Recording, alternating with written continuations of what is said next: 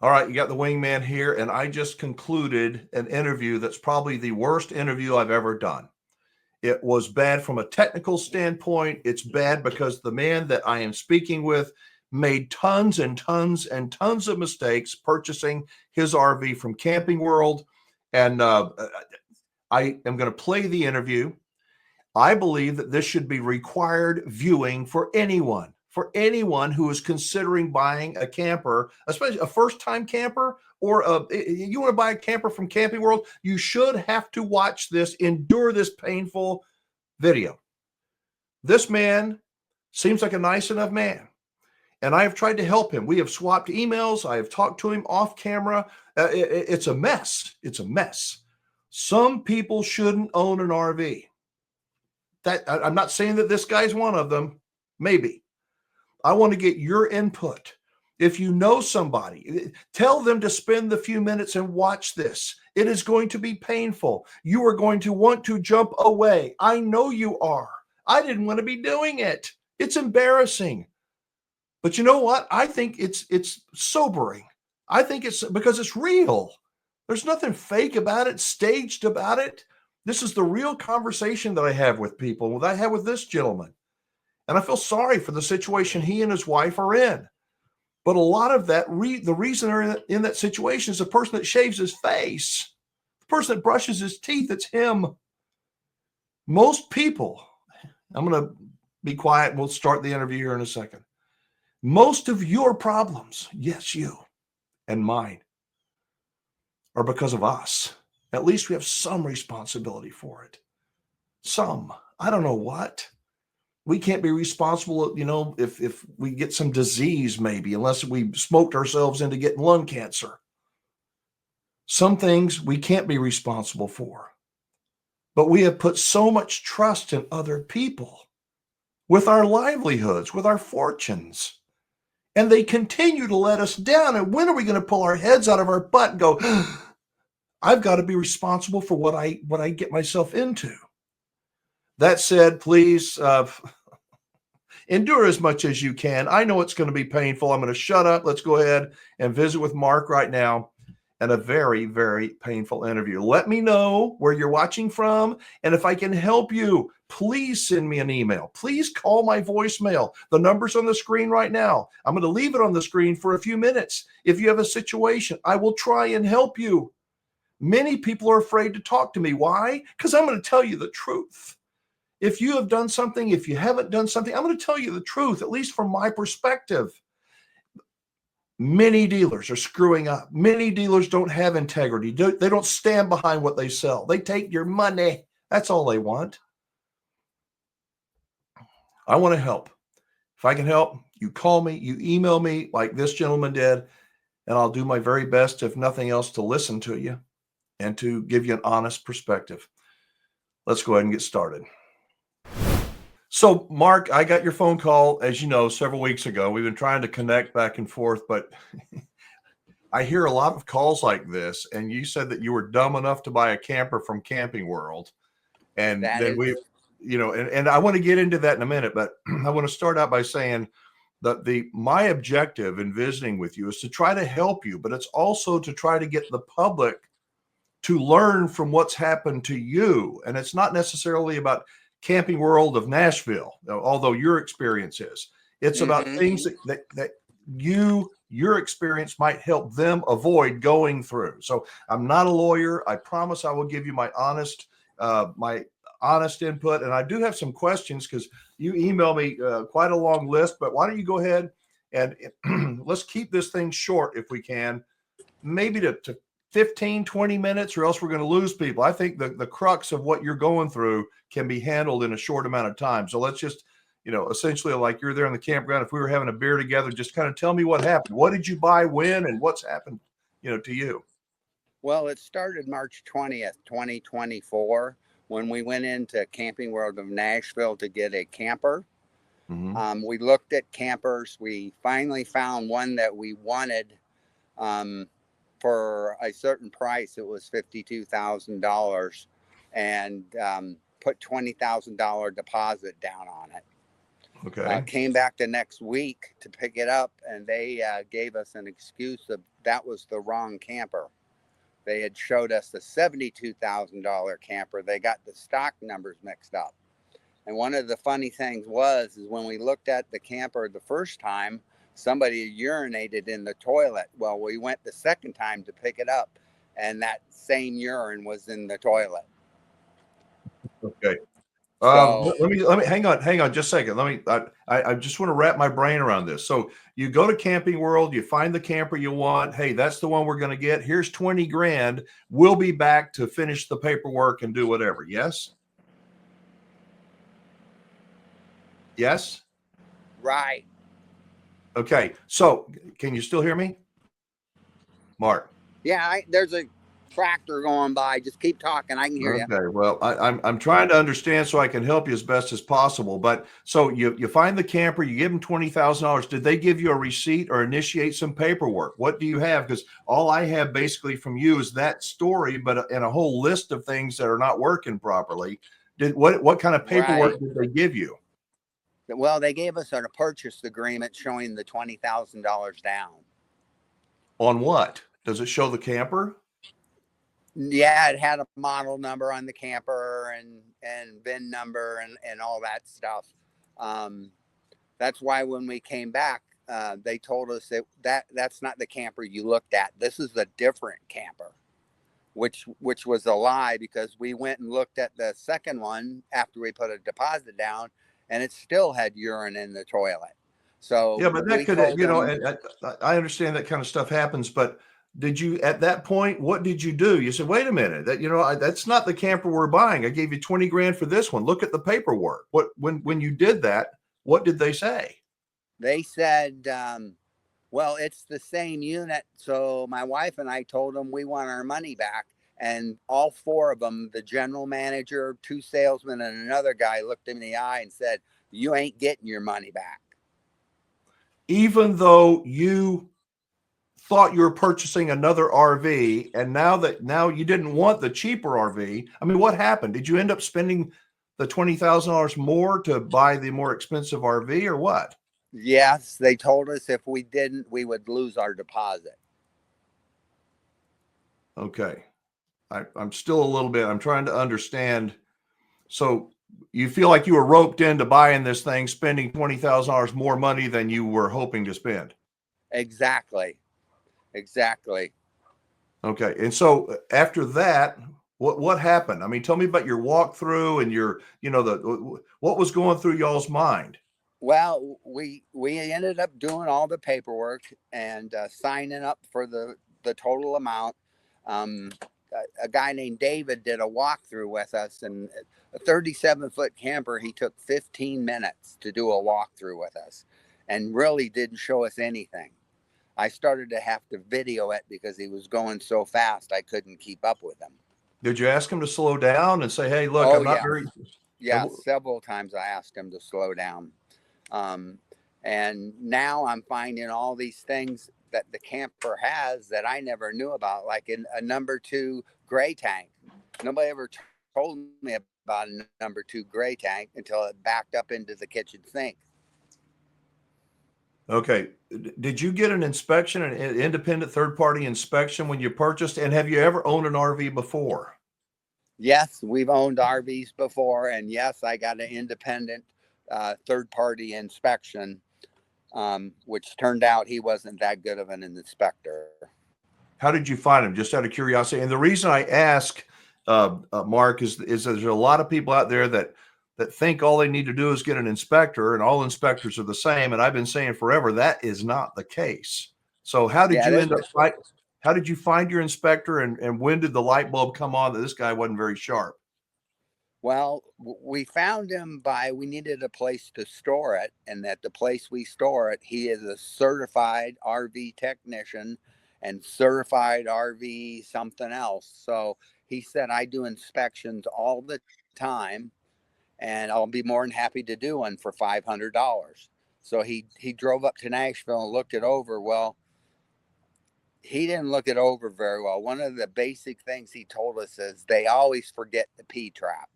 So I'll make sure the P-traps are installed. Well, when I took it in 3 weeks ago, one of the reasons why the sink had fallen apart was there was no P-trap. So he didn't really do that good of a job. Okay. So once you took possession of the camper, let me back up and restate this. Sure. And I know that this is, I sound stupid maybe asking these questions, and I'm not trying to be disrespectful at all, but when you purchased it, you just made the assumption that everything was going to be working. I mean, hell, it's Camping World. No? Yep. They did one of those. We do 152 piece inspection to make sure everything's up and running fine, which it wasn't when we got it. It wasn't. So we had them fix some stuff, and before we came back and got it again. And that was just the beginning of our nightmare of things being fixed.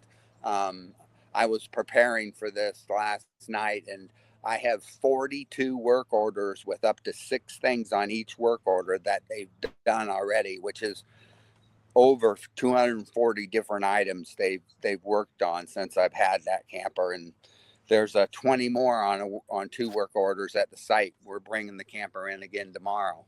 Hang on. And you bought this thing in March, and here it is. Well, it's at the end of the year, first part of next year. Mm-hmm. And Mm-hmm. 64 things. I mean, I don't want to go into all of them because, I mean, literally, it's just sad. You know, the oven didn't work. Entry steps ladder didn't latch. What does floor back from floor mean? What does that mean? That was a misspell. That's a chunk was taken out of the floor. When the bedroom slide-in went in, it took a chunk out of the linoleum. Okay, you got shades missing, bathroom medicine cabinet warped, no hot water in the shower, hot cold valve leaking under the skirt. I mean, it just goes on and on and on. And so, as I understand from you and I going back and forth, you've taken this unit back in to Camping World multiple times, but they won't fix everything. They will only fix a certain number of things. Talk to me about that. Well, Nashville Camping World will fix 3 things when you bring it in. That they're saying is we can't tie up a tech all day on your camper. So we'll fix 3 things, and then you come back and we'll line you up again for 2 or 3 weeks away. Tractor went by. That's all right. They said that we'll fix 3 things at a time, and then you can bring it back. And it's 67 miles from my house to the Camping World. So I've got to haul it 67 miles through Nashville traffic to get it there, and 67 miles from Nashville traffic to get back. And so you got, and they'll fix 3 to 4 things, but that doesn't even make a dent in your repair list. What have they offered? Have they offered anything else, or just basically your SOL? You're out of luck. Well, luckily, I must say Camping World down here in Gulf Breeze will do 10 things. So right now they've got 2 work orders with 10 things to fix on each one that they said they're going to fix between tomorrow and Friday. So we're going to have to get a hotel, stay all night in a hotel. But they're stuff like, we had them put in a number 2 air conditioner, and it was bad when they put it in. They knew it was bad when they put it in. Now they have to replace it again Friday with a brand new one. And they knew it was bad. Hang on. I'm sorry for interrupting and asking so many questions, but I'm trying to understand. Is the problem with Camping World in Nashville, or at the Camping World that you're at now, or just with Camping World in general? Or I'm trying to get a good, clear picture. Sure. Well, it'd be 2 things: Camping World in general, and Keystone, who made Dutchman. We have been trying to get a hold of them. We've gone completely through everybody. Nobody returns our call at Dutchman, at Keystone, at Camping World.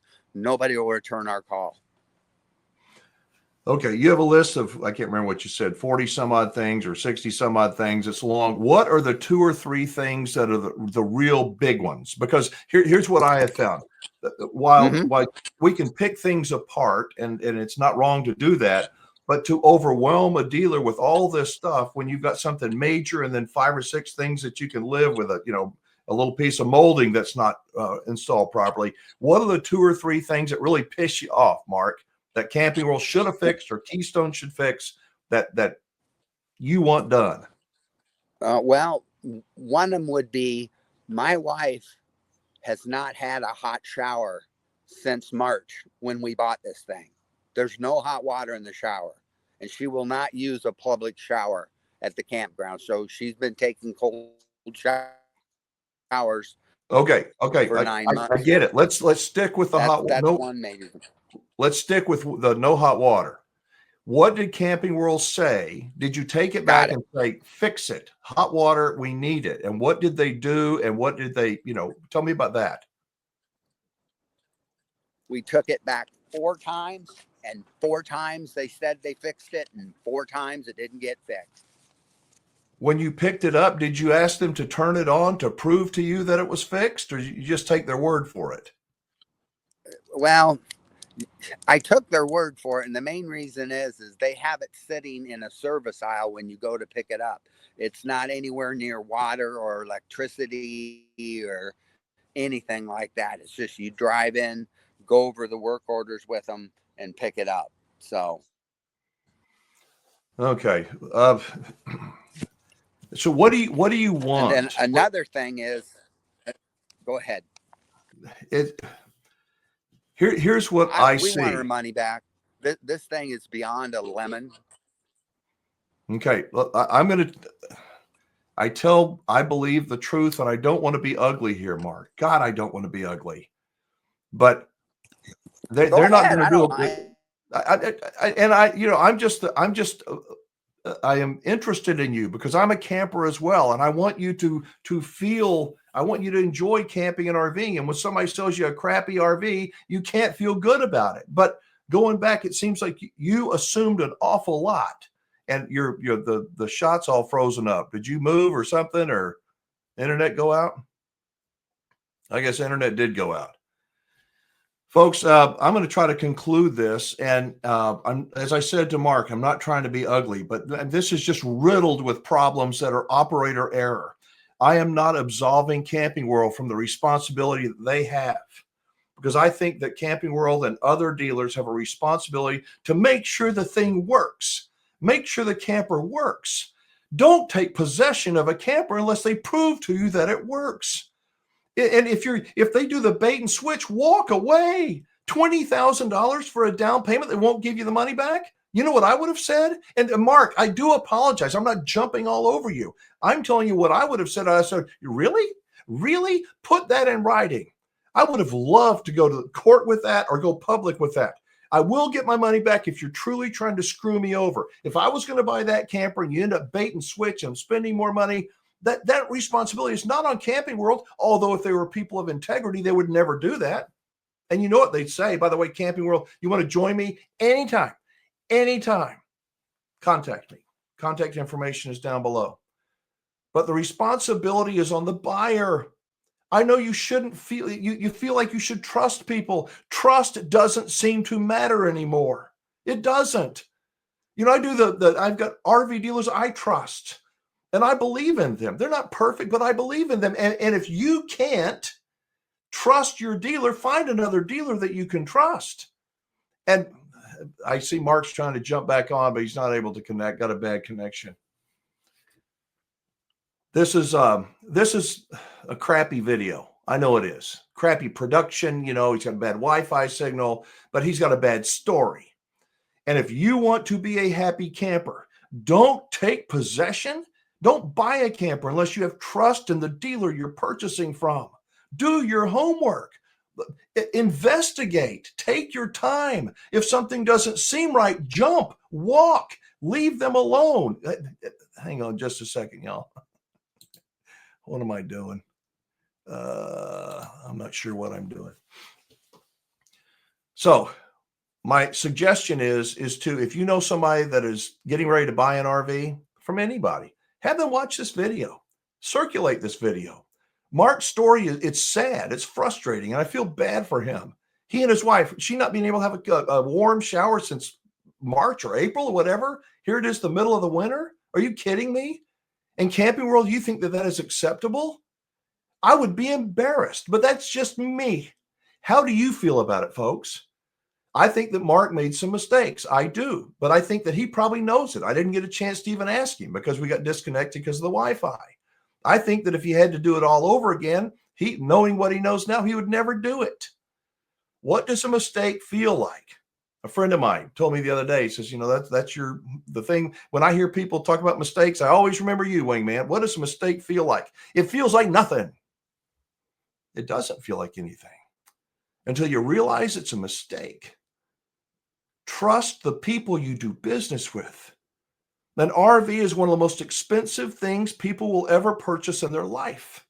Most people don't use it as much as they think they're going to use it. Most people have too high of expectations in the RV, in the dealership, in their responsibility of what they're supposed to do to maintain it. And then when things fall, the wheels fall off, so to speak, metaphorically speaking, they get mad at the dealer. I'm hopeful that some of this video makes sense and that I didn't come across too ugly. You know what? Oh, he was trying to get back on again. And Mark, you probably hate me. And I'm not bashing him. Please, y'all be gentle, because I promise you, no matter how smart you are, there was a point in time when you weren't very smart about something. And it's embarrassing and it's expensive. And sadly, that's the way these lessons go sometimes. I'm the RV wingman. I don't know everything. I'm not a lawyer. Mark, if you're watching, I would say don't go to a lawyer. Don't do it. A lawyer gets paid for his time. Camping World is going to essentially laugh at you. That's what I think. They're going to say, well, it's just another one of those guys. Let's just drag it out. And you are stuck with what you purchased. And if you owe money on it, guess what? You're stuck with that for a long, long time. You can get angry. You can get mad at me. You can do a lot of different things. But I think that accepting the responsibility is so very critical. If you make a good decision, good. A bad decision, well, that's on you. Both of them are on you. I think too many times we always try to look for a way to accept no responsibility.